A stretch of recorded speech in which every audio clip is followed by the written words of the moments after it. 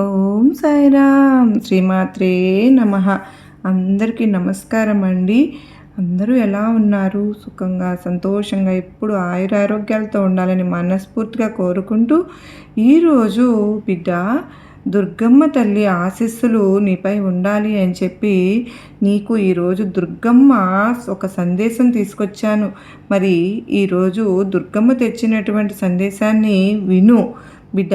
ముందుగా నా చేతిలో ఉన్న ఈ శూలాన్ని తాకు. ఈ శుభదినాన నీకు ఒక శుభవార్తను అందిస్తున్నాను. నీకు కొంతమంది ద్రోహం చేసేటటువంటి వ్యక్తులను నేను కనిపెట్టానమ్మా. కనుక ఆ వ్యక్తులను నీకు ఏ విధంగా ద్రోహం చేయాలని అనుకుంటున్నారో వాళ్ళ పేర్లతో సహా నేను తీసుకొచ్చాను. కనుక నేను చెప్పే ముందుగా నా శూలాన్ని తాకి వాళ్ళ పేర్లతో సహా తెలుసుకో. నేను చెప్పే ఈ సందేశాన్ని ఏ మాత్రము కూడా నిర్లక్ష్యం చేయకుండా, అసలు పొల్లు పోకుండా జాగ్రత్తగా ఆలకించు. ఎందుకంటే నీవు అన్ని విషయాల్లో కూడా అతి మంచితనంతో అందరినీ నమ్మేస్తూ ఉన్నావు. అలాగే ఎవరు నీ వారు, ఎవరు నీకు అపాయం చేసేవారు అని తెలియక ఎన్నో ఇబ్బందులు పడుతూ ఉన్నావు. అయితే జాగ్రత్తగా విను. అందుకే నీకు ముందుగానే ఈ సందేశాన్ని నీ ముందుకు తీసుకుని వచ్చాను.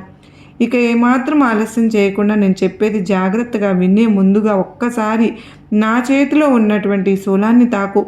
నా శక్తినంతా నీకు ధారపోసి నీకు ఆ వ్యక్తుల పేర్లు ముఖాలతో సహా కనపడేలాగా నేను తెలియజేస్తాను. నీకు ఈ సందేశంలో ఎవరు మిమ్మల్ని మోసం చేయాలని అనుకుంటూ ఉన్నారో, ఏ వ్యక్తి బారిన నువ్వు పడి మోసపోతూ ఉన్నారో తెలుసుకోండి అని చెప్పి అమ్మలగన్న అమ్మ దుర్గమ్మ ఈ సందేశంతో ఎటువంటి పరమార్థం నా తల్లి మాటల్లో తెలుసుకో తల్లి. ఈరోజు ఈ సందేశాన్ని నీకు నేను పంపించాను అంటే దానికి ఒక అర్థం ఉందమ్మా. వారాలు కాదు, రోజులు కాదు, కేవలం జీవితంలోని కొన్ని సంఘటనలు మలుపులు మెరుపులు తిరిగేలాగా నీకు కనిపించబోతూ ఉన్నాయి బిడ్డ. ఆ మెరుపులు పూర్తిగా మారబోతున్నాయి. ఒక్కొక్కసారి నీ జీవితం తలకిందులైపోతున్నట్లుగా నీకు అనిపిస్తూ ఉంది కదూ. కనుక ఈరోజు నేను అందించే ఈ సందేశాన్ని నువ్వు విన్నావు అంటే అసలు ఆ వ్యక్తులు ఎవరు, నీకు ద్రోహం చేసే వ్యక్తులు ఎవరు, నీ మంచి కోరే వ్యక్తులు అనేది నువ్వు తెలుసుకుంటావు. అసలు వ్యక్తులు మోసం అనేది తెలుసుకుని నిజంగా నువ్వు కొంచెం బాధపడతావు కూడా. అయినప్పటికీ నీ బాధపడవలసిన పని లేదమ్మా. ఎందుకంటే నువ్వు జాగ్రత్తగా ఉంటావు కనుక ఇక ఏమాత్రము నిర్లక్ష్యం చేయకుండా ఏముందిలే అని చెప్పి తీసి పారేవేయకుండా నా చేతిలో ఉన్న ఈ శూలాన్ని తాకి నీకు తెలియనటువంటి రహస్యాలను దాచిపెట్టాను.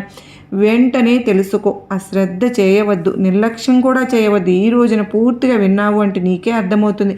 ఇది నీకోసమైనటువంటి రహస్యమైనటువంటి సందేశం కనుక చివరి వరకు విను, నీకు అర్థమవుతుంది. చూడు తల్లి, ఇప్పుడు కొంచెం కంగారు అలాగే కాస్త భయం నీకు అనిపిస్తూ ఉంది కదూ. అయితే అవన్నీ కూడా నీకు నీ మనసులో మెదలే ఉంటాయి. ఎందుకు అసలు నన్ను ఎవరు మోసం చేస్తున్నారు, నేను ఎవరికి కూడా ఎలాంటి చెడు తలపెట్టలేదు కదా, ఎవరికి నష్టం చేయలేదు, గాయపరచలేదు, నొప్పించను కూడా లేదు, ఎవరి దగ్గరే ఉన్నటువంటి వస్తువును కూడా నేను లాక్కోలేదు, డబ్బు కానీ మనశ్శాంతిని కానీ నేను ఎవరి దగ్గర లాక్కోనే లేదు కదా. మరి అటువంటప్పుడు నా మీద ఎవరికి పగ ఉంటుంది, ఎవరికి కక్ష ఉంటుంది, నిన్ను మోసం చేయాలనే ఉద్దేశం ఎవరికి ఉంటుంది, నన్ను పదే పదే అడగాలనిపిస్తూ ఉంది కదూ. అయితే ఈ శుభదినాన నీకు నేను సమాధానం చెప్పడానికే వచ్చానమ్మా. ఈ ఆదివారం రోజున అందరితో నువ్వు మంచిగా ఉన్నాను అని అనుకుంటున్నావు, కానీ నీకు చేసిన ఆపదలో సహాయంలో ఉన్నప్పుడు ఆదుకుంటున్నారు కదా. మరి నా మీద అటువంటి దురుద్దేశం పెట్టుకుని ఉన్నవారు ఉన్నారా, ఎవరు వారు అని నీ మనసులో నువ్వే ప్రశ్నిస్తున్నావు కదా. నీ మనసులో ఈ సందేహం అనేది మొదలైంది. ఇవన్నీ తెలియాలంటే ఈరోజు నువ్వు ఈ సందేశం ఈ ఆదివారం రోజు నువ్వు పూర్తిగా విన్నావు అంటే నీకు మంచి వ్యక్తిగా నీ ముందు ఎవరు ఉంటున్నారు, ముక్కుసూటితనంతో ఉంటున్నారు, ఎవరి దగ్గర చేయి చాచకుండా ఎవరైతే వారి జీవితం చూసినటువంటి వ్యక్తుల్ని నేను ఊరికే వదిలిపెట్టను. నీకు వచ్చేటటువంటి అదృష్టాన్ని నీకు దూరం చేస్తున్నారు, నీకు మనశ్శాంతి లేకుండా చేస్తూ ఉన్నారు. కుటుంబం చిన్నాభిన్నం చేస్తే నలుగురిలో నువ్వు నవ్వుల పాలు చేయాలని చూస్తూ ఉంటే నిన్ను నడి రోడ్డు మీదకు లాగాలని చూస్తూ ఉన్నారు. నిన్ను అప్రదిష్ట పాలు కూడా చేసి ఆ ఆర్థిక ఇబ్బందుల్లో మునిగిపోయేలాగా చేస్తే, ఇలా చేస్తే వారికి అదొక సరదా, అదొక ఆనందం, పై సాచిక ఆనందం. ఇటువంటివి ఎదుర్కోవడానికి వారు నీ ముందుకు రాలేక నీ వెనకే గోతులు తవ్వుతూ ఉన్నారు. నీ మనసులో చెడు ఆలోచనలు సృష్టిస్తూ ఉన్నారు. చెడు వైపు నిన్ను నిలబెట్టాలని చూస్తున్నారు. కానీ నా గురించి నువ్వు ఎప్పుడు కూడా ఆలోచించవద్దు, నీ గురించి కూడా నువ్వు ఆలోచించుకోవద్దు అని చెప్పి నన్ను అడుగుతున్నావు కదా తల్లి. ఈరోజు ఒక్కసారి నీ గురించి నువ్వు ఆలోచించుకోమ్మా. నేనే గనక నిన్ను సరైనటువంటి మార్గంలో పెట్టకపోయి ఉంటే గనుక, నీకు అడుగడుగున సహాయం చేయకుండా ఉంటే గనుక, అప్పుడు నువ్వు ఏ దారిలో బలైపోయేదానివో. నిన్ను కష్టాలను నెట్టేయాలని కాదమ్మా, నా ఆలోచనలు నిన్ను ఆదుకోవాలన్నదే, కానీ అన్నింటా కూడా నీకు నేను తోడుగా ఉండాలి అన్నదే నా ఆలోచన. కనుక ప్రతిసారి కూడా నువ్వు ఎవరి చేతిలోనూ చిక్కుకోకుండా, ఎవరి అవకాశాలకు నువ్వు లొంగిపోకుండా, ఎవరి దగ్గర కూడా నువ్వు తక్కువ కాకుండా ఉండాలి అనేదే నా ఈ ఆరాటం. ఈ ఆరాటం నువ్వు ఎప్పుడు కూడా నాకు ఆకాశంలో ఉన్నటువంటి చుక్కలా మెరుస్తూ ఉండాలి, వెలుగులు పంచుతూ ఉండాలి. అవకాశాలు లాగేసుకోవాలని చూస్తూ ఉన్నారు, కానీ వారి తరం కాదు బిడ్డ. ఎన్ని జన్మలు ఎత్తినా సరే వాళ్ళ వల్ల అసలు అవ్వనే అవ్వదు. ఏది చేసినా మనిషి వల్ల ఏమవుతుంది చెప్పు? ఏదైనా తలుచుకుంటే నేను తలుచుకోవాలి. మంచి అయినా చెడు అయినా నా ఆశీర్వాదంతోనే ఇది జరుగుతుంది. ఇలాంటి వాళ్ళు నీ ముందు ఎన్ని ఆటలాడినా వాళ్ళ ఆటలు సాగనిస్తానా? భయపడవద్దు. నేనే నీతో ఉన్నాను. నేనే నీతో ఉంటే ఇక నీకు భయం ఎందుకు? నువ్వు నిజాయితీగా ఉన్నావు కదా, ఎక్కడా కూడా ఎవరిని మోసం చేయలేదు. నీ మనసు ఎక్కడ కల్మషం లేకుండా ఉంటుంది. కల్మషం లేని నువ్వు, కల్మషం లేనటువంటి గొప్ప మనుష్యమ్మ నువ్వు. ఆకలితో ఉన్న వారికి అన్నం పెడతావు. నీతో పాటు నలుగురిని నీతో పాటు పైకి తీసుకొస్తున్నావు. అలాంటి నిన్ను మోసం చెయ్యాలి అనుకున్న వారి ఆటలు నేను ఎలా సాగనిస్తాను చెప్పు? ఇవాళ నువ్వు ఆ సహాయం చేసిన వారే నీపై ఇలాంటి దుష్ప్రచారం చేస్తూ ఉంటే నేను చూస్తూ ఊరుకుంటానా? అయ్యో, వారు కష్టంలో ఉన్నారు అని ఒకప్పుడు వారికి సహాయం చేశావు, కానీ అది కూడా వాళ్ళు గుర్తు ఉంచుకోకుండా మరలా తిరిగి నీపైనే బురద చల్లాలని చూస్తూ ఉన్నారు. అలాంటి వారికి తగిన బుద్ధి చెప్పి వారిని నీ గురించి నువ్వేంటో వాళ్ళకి తెలియచేసేలాగా చేయడం నా బాధ్యత. నీ దుర్గమ్మగా నేను ఆ బాధ్యత తీసుకున్నాను. కనుకనే ఇవాళటి రోజున వారి గురించి నీకు తెలియచెప్పాలని నేను వచ్చాను. నీ ముందుకి వచ్చిన నన్ను నీపై పాము బుస కొడుతున్నట్లుగా చూస్తూ ఉంటే నేను చూస్తూ ఊరుకుంటాను. వారి పప్పులని ఉడకనిస్తాను చెప్పు. వారి ఎన్ని జన్మలు ఎత్తినా సరే నేను ఏమి చేయలేదు. ధైర్యంగా ఉండు. నీ ఎదురుగా నేనున్నాను. కొన్నంత అండగా నీకు నేనున్నానమ్మా. ఆ విషయం వాళ్ళకి తెలియదు. అనవసరంగా వాళ్ళ సమయాన్ని వృధా చేసేసుకుంటూ ఉన్నారు. మనశ్శాంతిని కూడా పోగొట్టుకుంటున్నారు. వాళ్ళ డబ్బును వాళ్ళు వృధా చేసుకుంటున్నారు. సమయాన్ని, ఆలోచనలు అన్నిటిని కూడా నీ మీద ప్రయోగించి అనవసరంగా వారి మనశ్శాంతిని దూరం చేసుకుని అల్లాడిపోతున్నారు. అది వాళ్ళు గమనించుకోవడం లేదు. ఎంతసేపటికి నీ మీదే చూపు, నీ మీదే మనసు, ఇంకొకరి తప్పులు పొరపాట్లు ఇవి ఏవైతే వారు గుర్తిస్తూ ఉంటారో వారి జీవితం ఎప్పుడు కూడా సంతోషంగా ఉండదు. కర్మ ఎవరిని విడిచిపెట్టదు. అన్నీ దూరం నుంచి ఒక కర్మ ఒక్కసారి వినపడలేదనుకోండి, 10 అడుగుల దూరం నుంచి మరలా కర్మ వినపడితే గనక అనుభవించవలసిందే. పైకి లేవలేబడి మరలా అలాంటి ప్రాబ్లం ఏంటో మీకు అర్థమవుతుంది అని చెప్పి నవ్వుల పాలు చేయాలి చెప్పినట్టే ఆ భర్త సంతోషంగా ఇంటికి వెళ్తారు. భార్య వంటగదిలో వంట చేస్తూ ఉంటుంది. భర్త 20 అడుగుల దూరంలో నిలబడి ఏమో ఈ రోజు వంట ఏంటి అని అడుగుతాడు. అప్పుడు ఆమె దగ్గర నుంచి ఎలాంటి సమాధానము రాలేదు. సరే అని 10 అడుగులు ముందుకు వెళ్ళి గట్టిగా ఏమో ఈ రోజు వంట ఏంటి అని అడుగుతారు. అప్పటికే ఆమె ఏమి మాట్లాడదు. ఇంకా ఓహో, నా పిల్లలకి నిజంగానే బాగా చెవు వచ్చేసిందని భర్త ఫిక్స్ అయిపోతారు. తర్వాత వెనకాలకు వెళ్ళి నిలబడి చెవి దగ్గర పెద్దగా ఏమో ఈ రోజు వంట ఏంటో అసలు చెప్తావా లేదా అని అరుస్తారు. అప్పుడు ఆ భార్య కోపంగా వెనక్కి తిరిగి పట్టుకుని భర్తను చూసి నీకు ఎన్నిసార్లు చెప్పాలి, ఇది 3వ సారి చెప్తున్నారు, చికెన్ కర్రీ వండాను అని అరుస్తుంది. అప్పుడు ఇక్కడ చెవుడు ఉన్నది భార్యకు కాదు, భర్తకని తెలిసి అతని మైండ్ బ్లాక్ అయిపోతుంది. ఇది తప్పులు వెతికే ముందు ఒకసారి మనల్ని మనం చెక్ చేసుకోవాలి. మరి క్రేజీ కామెడీ స్టోరీ మీ అందరూ వినిపిస్తే కనుక ఈ వీడియోకి నిజంగా చిన్న ఒక లైక్ ఇవ్వండి. నీకు రేయింబగలు కష్టపడతావు, ఎదుగుతూ వస్తున్నావు, నీ తిండి నువ్వు తింటున్నావు. అలాగే ఇప్పుడు నీవు నీ సంసారం నువ్వు చక్కబెట్టుకుంటూ ఉన్నావు, నీ కుటుంబంలో బాగుంటావు, ఈ రోజు నీ కష్టం వచ్చింది, ఈ బాధ వచ్చింది నా దగ్గర, ఎవరి దగ్గర కూడా నువ్వు కష్టం చెప్పుకోవు, ఎవరిని అడగవు, ఇతరుల సమయాన్ని నువ్వు ఆశించలేదు.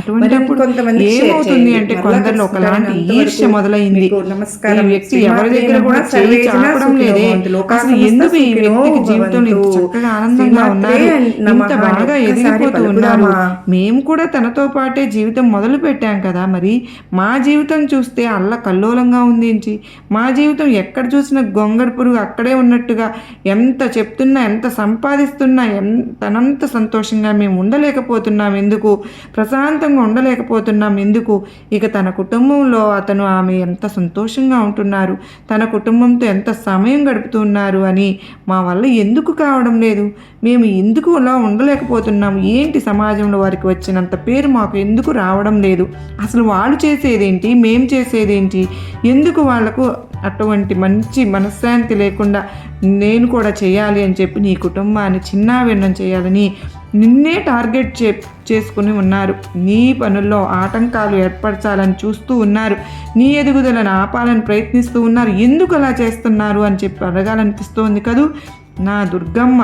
నేను ఎవరిని కూడా ఏమీ చేయలేదు కదమ్మా, అవమానం నేను పదే పదే వస్తే అనుమానం దీని వెనుక ఒక కారణం ఉందని అప్పుడే తెలుసుకో, అసలు ఎవరనేది కూడా నీకు తప్పకుండా నేను చెప్తాను. ఎదురుగా ఉన్నటువంటి శూలాన్ని తాకావుగా, ఒక్కసారి కళ్ళు మూసుకుని మనస్ఫూర్తిగా నన్నే తలుచుకో, ఈ శూలం పట్టుకొని కళ్ళు మూసుకుని నన్ను తలచుకున్న ఆ క్షణంలోనే ఎవరు అనేది నీకు నన్ను చూపించమని అడిగినప్పుడు కదా, ఒక్కసారి కళ్ళు మూసుకో అమ్మా, నీ ముఖం నీకు కనపడేలాగా ఈ శూలం తాకినప్పుడు ఆ శక్తి నా శక్తి నీలో ప్రవేశించి వాళ్ళ ముఖాలు కనపడేలాగా నేనే చేస్తాను, వాళ్ళ రూపురేఖలు నీకు కనిపించే విధంగా చేస్తాను, వారు నీతో ఎలా ప్రవర్తిస్తున్నారో, వారు ఎవరో ఏం చేయబోతున్నారు ప్రతి ఒక్కటి కూడా నీకు నేను కళ్ళకు కట్టినట్లు చూపిస్తాను, నా మీద భారం వేసి తప్పకుండా విను, అంతా కూడా నీకు మంచే జరుగుతుంది, వారి చరిత్ర అంతా కూడా నీకు పూర్తిగా తెలిసేలాగా నేను చేస్తాను, ప్రతి పనిలోనూ వాళ్ళు నీ వెంటే ఉంటూ ఉన్నారు, నీ చుట్టూనే తిరుగుతున్నారు, నీ ముందే తిరుగుతున్నారు, అది మంచి కానీ చెడు కానీ గమనిస్తున్నారు, కష్టం కానీ నష్టం కానీ ప్రతి ఒక్కటి కూడా నేను గమనిస్తూ ఉంటున్నారు, నోరు తెరిచి మాత్రం ఏమీ చెప్పరు, వాళ్ళంతా వాళ్ళే అన్నీ కూడా నీ చుట్టూ తెలుసుకుంటూ అంత చనువుతో నీతో ఉంటూ ఉన్నారు. అమ్మా, నువ్వు పనిచేసే చోట నీ ఇరుగు పొరుగు ఎవరైనా కావచ్చమ్మా, నీ బంధువులను కావచ్చు, నీ కుటుంబంలో నీ సొంత వాళ్ళు కూడా కావచ్చు, నిన్ను మీ ఇద్దరి మధ్య చనువు కూడా చాలా అంటే చాలా విపరీతంగా పెరిగిపోయింది. ఈ చనువు వల్లనే ఏమవుతుందంటే వారి మనసులో ఎటువంటి ఆలోచన వచ్చిందంటే, వారు ఎందుకు భయపడుతున్నారు అంటే, వారు ఎందుకు నిన్ను పతనం చేయాలని అనుకుంటున్నారంటే, నిన్ను మానసికంగా కృంగదీయాలని చెప్పి చూస్తున్నారు. ఇలా వేరే ఆలోచనలు నీ మనసులోకి రాకుండా చేయాలి, ఎంతసేపు నిన్ను బాధ పెట్టాలి, నువ్వు బాధతో విలవిల్లాడిపోతూ ఉంటే నిద్రాహారాలు మానేసి ఒంటరిగా కుమిలిపోవాలి అని చెప్పి వాళ్ళు ఎంతగానో ఎదురు చూస్తూ ఉన్నారు. ఇవన్నీ ఎందుకు చేస్తున్నారు అంటే, నీ మనసు మళ్ళించాలి. నీ మనసు ఎందుకు మళ్ళించాలి అంటే, వారిని ఎన్నో తప్పులు చేశారు, కానీ ఆ తప్పుల వల్ల కూడా ఏమాత్రం కూడా కృంగిపోకుండా బాధపడకుండా నీ పని నువ్వు మాత్రం సక్రమంగా చేసుకుంటూ వెళ్తున్నావు. చూడు తల్లి, నువ్వు ఈ పనులు అలాగే ఎన్ని పొరపాట్లు చేస్తున్నావు, అప్పుడు దారిలో వెళ్తూ ఉన్నారు, వారి జీవితమే ఇక తప్పుడు దారిలో వెళ్తూ ఉంది. అయితే నువ్వు ఇవన్నీ కూడా గమనించలేం లేదు, నువ్వు చూసి ఉంటావు కానీ నువ్వు ఒక భ్రమ, నా గురించి నేను చేస్తున్నటువంటి ప్రతి తప్పు తనకు తెలిసిపోయి ఉంటుందేమో, తనలో నేను ఉంటున్నాను కదా, తనతోనే తిరుగుతున్నాను కదా, నేను చేస్తున్నటువంటి గమనించేస్తున్నారేమో అని చెప్పి ఆ వ్యక్తులు కూడా భయపడుతూ ఉన్నారు. ఇక నా తప్పులను వాళ్ళకి ఎక్కడ బయట పెట్టేస్తారో, నా పొరపాట్లు ఎక్కడ బయట పెడతారో, అలా పెడితే నేను నవ్వులు పాలైపోతానేమో, అందరూ కూడా నన్ను చిన్న చూపు చూస్తారేమో అని ఈ వ్యక్తి సరైనటువంటి వ్యక్తి కాదు, ఎవ్వరూ కూడా నాతో మాట్లాడరేమో, నేను సంతోషంగా ఉన్నప్పుడు ఆ జీవితంలో నేను అనుకున్నది సాధించుకుంటూ వెళ్తూ ఉన్నప్పుడు ఎప్పుడు కూడా నేను ప్రశాంతంగా లేనే, ఎప్పుడు కూడా వాళ్ళ విలనాశనం కోరుకోవాలని నేను ఎప్పుడు ప్రయత్నిస్తున్నాను కదా, నేను అనుకున్నది జరుగుతుందా, ఈరోజు నేను ప్రశాంతంగా ఉండగలుగుతానా, వారి మనసులో కూడా ఒక భయం అనేది స్టార్ట్ అయిపోయింది. నిన్ను బాధ పెట్టాలి అని, నీకు ప్రశాంతత లేకుండా చేయాలని వారు ప్రయత్నిస్తూ ఉన్నారు. చూడు, ఆ ప్రయత్నాలన్నీ నీకు ఎక్కడ తెలిసిపోయి వాళ్ళని చేదరించుకుని చీకొట్టి దూరం పెట్టేస్తావేమో అని వాళ్ళు భయపడుతూ ఉన్నారు. ఆ భయానికి కారణమే ఇదంతా వాళ్ళు చేస్తూ ఉన్నారమ్మా. ఆ కారణంగానే నిన్ను అసలే లేకుండా చేయాలని ప్రయత్నిస్తున్నారు. కాబట్టి ఇప్పటికైనా వాళ్ళు ఎవరో నువ్వు గమనించి తెలుసుకుని ఇన్ని సంకేతాలు నీకు పంపించాను కదా, ఇవన్నీ గమనించుకుని వాళ్ళు ఎవరు అనేది ఒక్కసారి కళ్ళు మూసుకుని నా చేతిలో ఉన్నటువంటి ఈ శూలాన్ని తాకి చూడు. ఆ శక్తి నీకు అందుతుంది. నువ్వు వాళ్ళని గమనించగలిగే శక్తిని నీకు అందించాను. చూసి వాళ్ళని దూరం పెట్టేయి. ఇక నుంచి వాళ్ళతో మాటలు కాదమ్మా, వాళ్ళ ముఖం వైపు కూడా చూడవద్దు. వాళ్ళని పూర్తిగా నీ జీవితం నుంచి దూరంగా పంపించేయి. అమ్మా, ఇకపై నీ జీవితం రాజభోగంగా రాజవైభోగంగా వెలిగిపోతుంది. నీ జీవితంలో ఎలాంటి చీడ పురుగులు ఎవరున్నా సరే దూరంగా నెట్టేసేయి. నీ జీవితం సుఖంగా సంతోషంగా ఉంటుంది. ఈ దుర్గమ్మ ఆశీర్వాదం ఎప్పుడు నీ బిడ్డలపై నీపై ఉంటుంది తల్లి. నీకు నా ఆశీర్వాదములు ఇస్తున్నాను బిడ్డ అంటూ అమ్మవారైతే ఈరోజు అత్యద్భుతంగా సందేశం అందించారు కదా బిడ్డ. మరి నీకు ఈ సందేశంలో ఉన్న పరమార్థం అర్థమైంది, గొప్ప నమ్మకాన్ని ధైర్యాన్ని కలిగించింది అనుకుంటే గనక ప్రతి ఒక్కరికి గనక షేర్ చేసావు అంటే, లైక్ ఇచ్చి శ్రీమాత్రే నమః అని కామెంట్ చేసి నీ ఇష్టం, ఓం సాయిరామ్ అయినా సరే నీ ఇష్టం చేసి నాకు సపోర్ట్ చేయండి. మళ్ళీ కలుసుకున్నంత వరకు అందరికీ నమస్కారం ఫ్రెండ్స్. సర్వేజన సుఖినో భవంతు.